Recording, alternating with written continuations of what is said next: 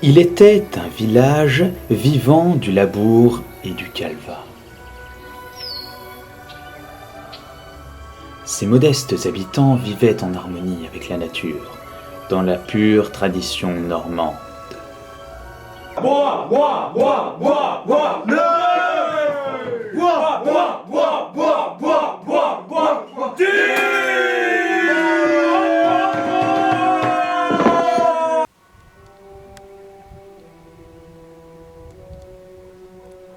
Durant la récolte, un homme arriva par la route, demandant l'hospitalité.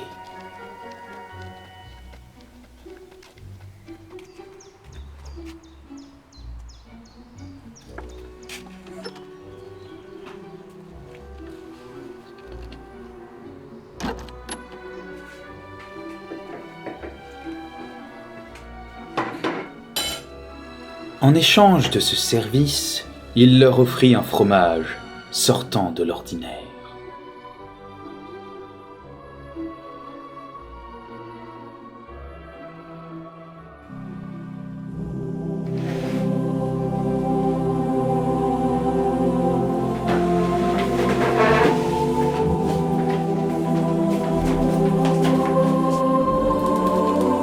Onctueux, crémeux, tendre, affiné au calva.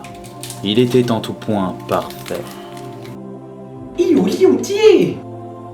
Entre deux calvas, les villageois voulurent connaître la recette de ce fameux fromage. L'étranger leur répondit que seul le plus normand serait digne de connaître cette recette. Il reviendrait lorsque cet homme aura été trouvé.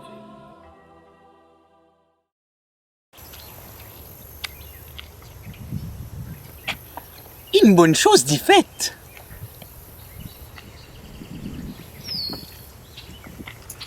Bon allez, j'arrive sur Marrakech. Mais, lâchez-moi. Lâchez-moi. Le lendemain, après une bonne beuverie, mais genre sévère, l'étranger avait disparu. N'était-ce qu'une illusion d'ivrogne? Certains villageois ne s'en souvenaient pas. Elle me doit raiser. Néanmoins, ils réfléchirent ensemble à une façon de décider lequel d'entre eux serait digne d'être le plus normand. Y'a pas besoin d'élire le plus normand. C'est que c'est moi qui me retousse le plus la queue sans fleur. T'as un gland diseux, Yves, mais un petit vaisseau. C'est toi qui parles, le Jacques, alors que tu feras jamais une chose avant que les poules pisseront. Et toi, tu crois que c'est toi le plus normand. C'est pas écrit sur ton tracteur. Eh, au moins, bébé, lui, il se fait passer vache dans sa ferme. C'est alors que Georges, le plus moustachu, l'homme le plus sage, prit la parole. Écoutez les enfants, on va pas y aller par le quatre chaluts.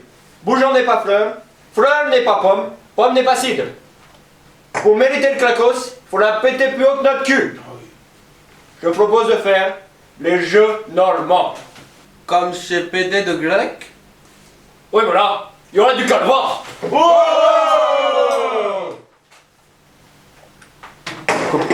Bébert, qui possédait la taverne, entreprit avec son grand-père, Jacques, qui est aussi son père, l'organisation des jeux. Un règlement fut érigé sur une plaque de bois, et les jeux normands commençaient.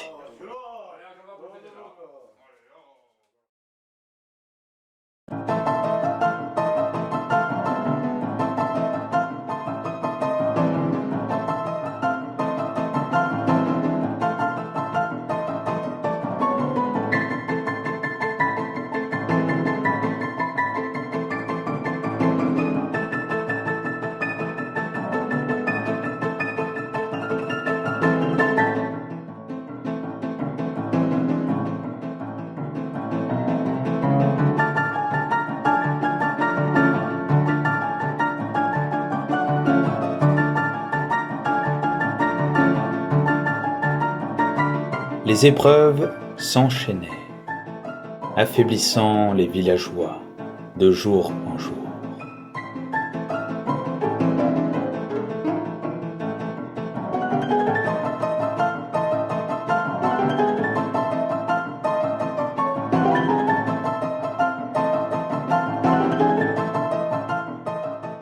Mais il tenait.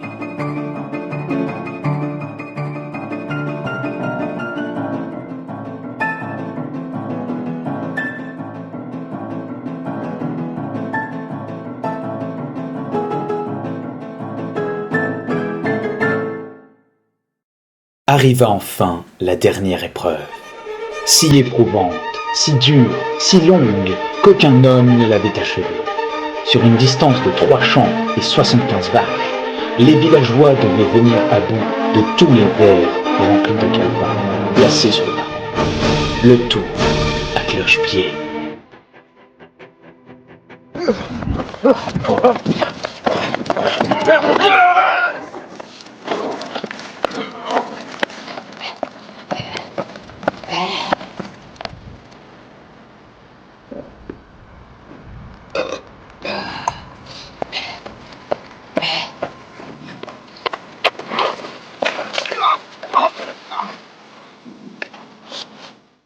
La victoire était proche pour Michel l'unijambiste, aussi appelé le violeur des champs. Mais c'était sans compter sur l'armée du Reich, commandée par l'affreux Obersturmführer Friedrich Schwanzunschwanzkügel. Eine Handicapite? Nein! Keine Handicapite!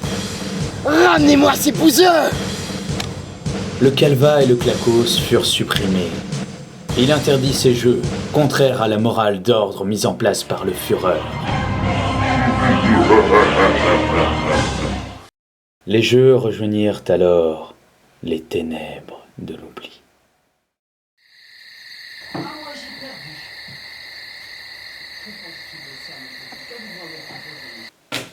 Vous gagnez toujours, Obersturmführer. Ah mais c'est normal. Mais maintenant mes amis, buvons à la victoire finale du Reich. À la victoire finale du Reich.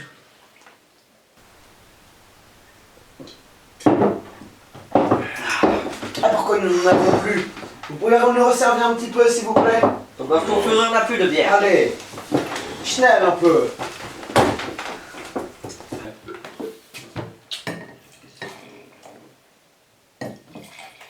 Ah merci.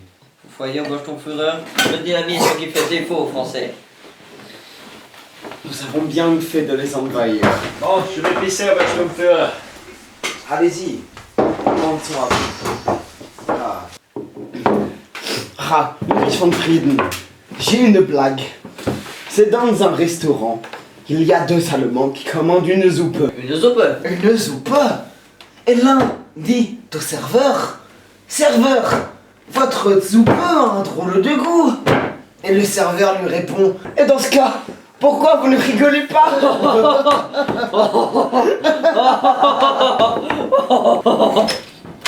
Et sinon, tu la connais, celle du trou normand?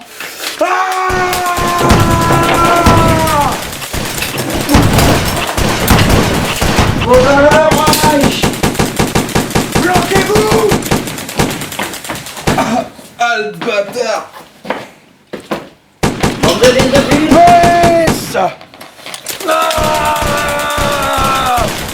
Vous pouvez faire le tour, les prendre par derrière.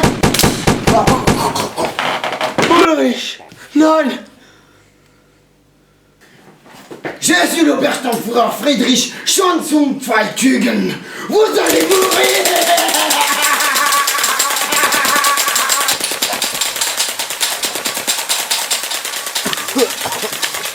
Oh merde!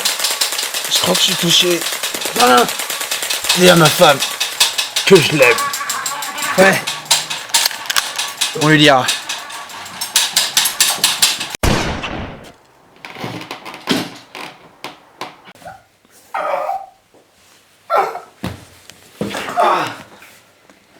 Tu te souviens, Michel l'unijambiste? Eh ben, c'était mon frère. Le Obersturmführer, il ne peut pas mourir. Pitié!